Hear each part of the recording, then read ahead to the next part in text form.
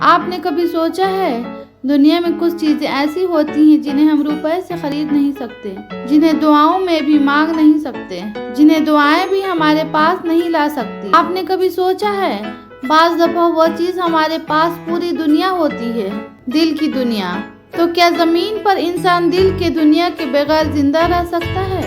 زندگی کو کبھی یہ سمجھ کے نہ گزارنا کہ یہ ہمیشہ باقی رہے گا۔ ارے یہ تو تکلیفوں کا گھر ہے، اس میں کوئی عقل مند کیوں جینا چاہے گا؟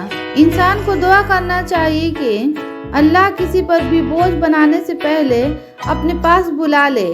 یہ جو کسی کے سہارے جینا پڑتا ہے بڑا تکلیف دہ ہوتا ہے۔ زندگی میں ضرورت سے زیادہ پریکٹیکل ہونا بھی نقصان دہ ہوتا ہے۔ انسان کو تھوڑا افسانہ بھی ہونا چاہیے۔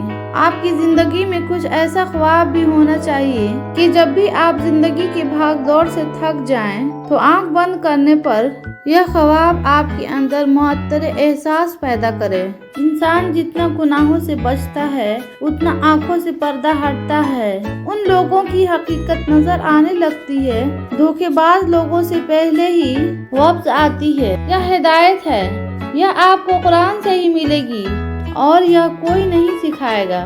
وقت ہر کسی کو سکھا دیتا ہے، جو آپ دوسروں کے ساتھ کرتے ہیں وہ لوٹ کے ضرور آتا ہے، کیونکہ اللہ ہمیشہ صحیح انصاف کرتا ہے۔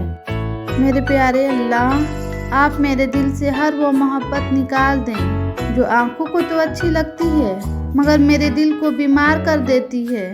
میں پناہ چاہتی ہوں آپ کی ہر اس جذبے سے جو بیکار ہے اور میرے روح کے لیے بوجھ ہے۔